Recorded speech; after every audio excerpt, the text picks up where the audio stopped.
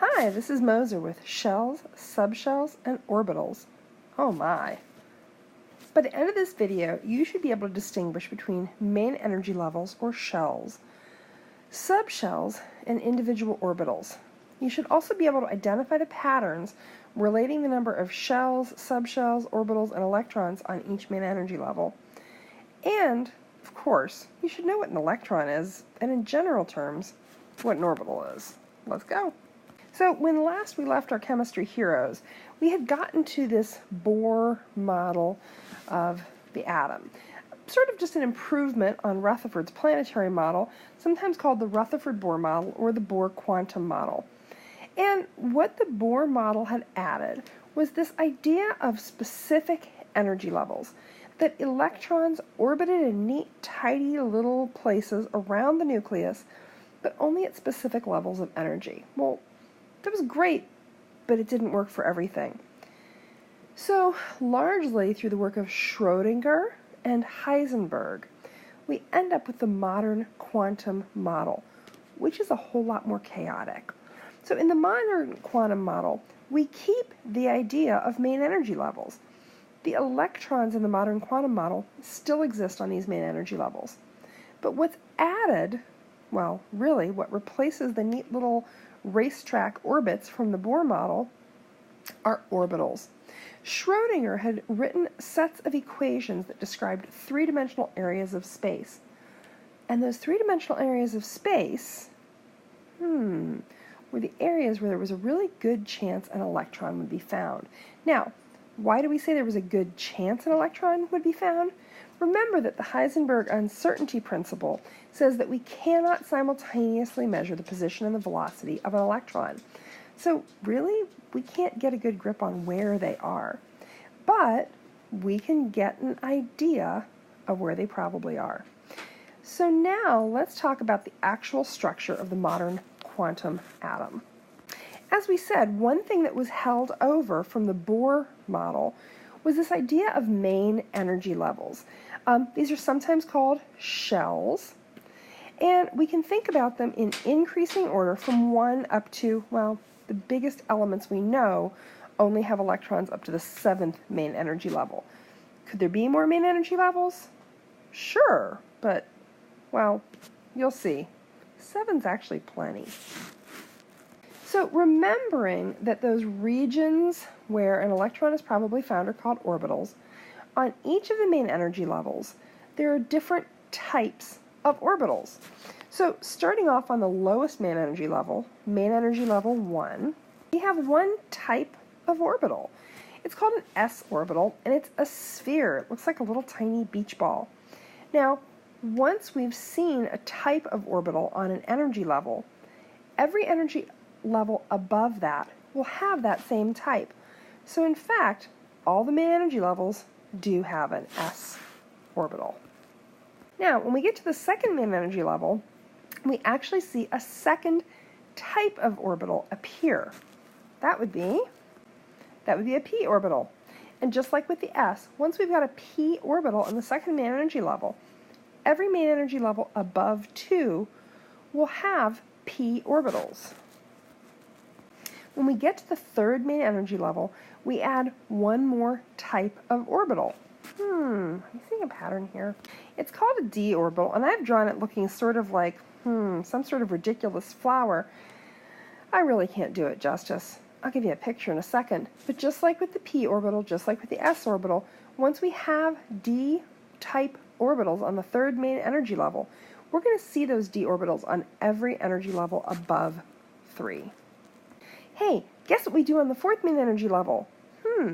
If you said add a type of orbital, you'd be correct. Now, D's are weird. What we add next is called an f orbital. And it is so bizarre, I won't even try to draw it. Here, let me show you. There, that's an f orbital. You happy? So, just like with the other orbital types that we've seen before, now that we have f's, every main energy level, 4 and up, will have f orbitals. On the 5th main energy level, you guessed it, we add another type of orbital. It's called a g. Whoa, they're bizarre. So then we have g's all the way up. On the 6th, we add H's, and on the 7th, we add I's, but believe me, we're never going to get past there, and you'll see why in your next video. So these are the types of orbitals, and these are referred to as subshells. So all of the p orbitals on the second main energy level would be the 2p subshell. All of the d orbitals on the fifth main energy level would be the 5d subshell, and on and on and on. Well, let's get a little bit more detail about those orbitals. So here's the interesting part. When you've got a type of orbital, how many of that type of orbital really, to a large degree, seems to depend on how many ways you can orient them. And if you take a beach ball, just a plain old sphere, it doesn't matter how you turn it around, it's going to look the same. So every place that you have an s subshell, there is a single orbital that comprises that subshell. So we have the 1s, 2s, 3s, 4s, etc. Okay, well, what about p? P's are a little bit different in that they can be oriented along the x, that'd be this, the y, and the z-axis. That's hard to show, but the z-axis is the one that would be popping right straight off the page at you. And we designate these orbitals when we talk about them as 2px, 2py, and 2pz. Just to keep things straight.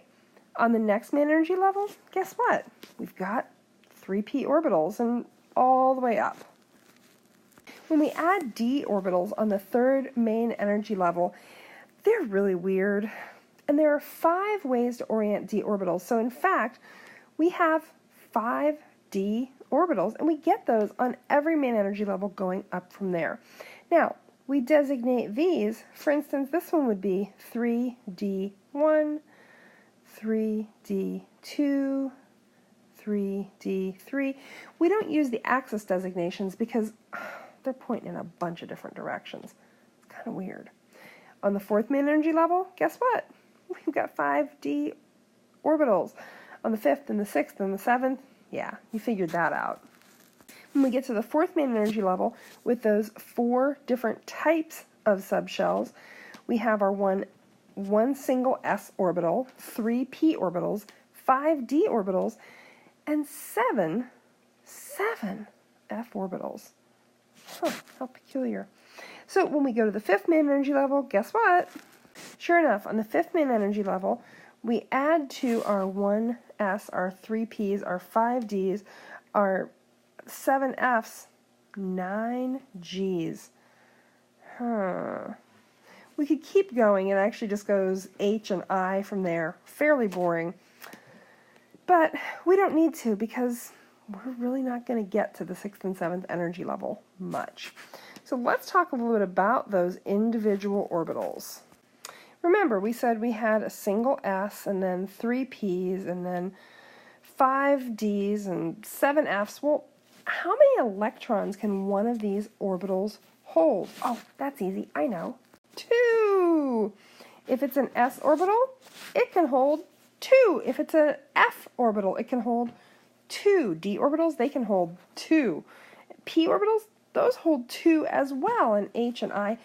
Any orbital, no matter what shape it is, no matter what main energy level it's on, can hold 2 individual electrons. So, let's look for patterns.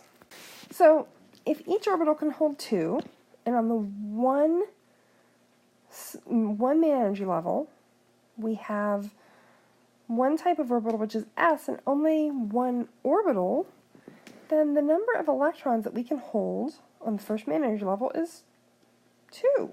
Well, that's easy enough. If the second main energy level has got 2 shapes and 4 actual individual orbitals, and each of them can hold 2, that means we can hold 8 electrons there. Oh, okay. And on the third main energy level, where we've got, let's see, 1, 2, 3, 4, 5, 6, 7, 8, 9 individual orbitals, we can hold 18 electrons. What patterns do you see here? Go ahead and pause the film and look for patterns. Okay, so you see that On the first main energy level, we have one shape, and on the second, we have two shapes, two subshells, and on the third, we have three subshells, and on the fourth, the number of the main energy level, this, or this, or this, or this, or this, or this, equals the number of types of orbitals we can have, the number of subshells. Oh, well, that's convenient. Now, what about the number of individual orbitals? So on the first main energy level, we have 1, and on the second, we have 4, and on the third, we have 9. If you had to predict without counting, how many would you guess? How many individual orbitals would you guess we have on the fourth main energy level?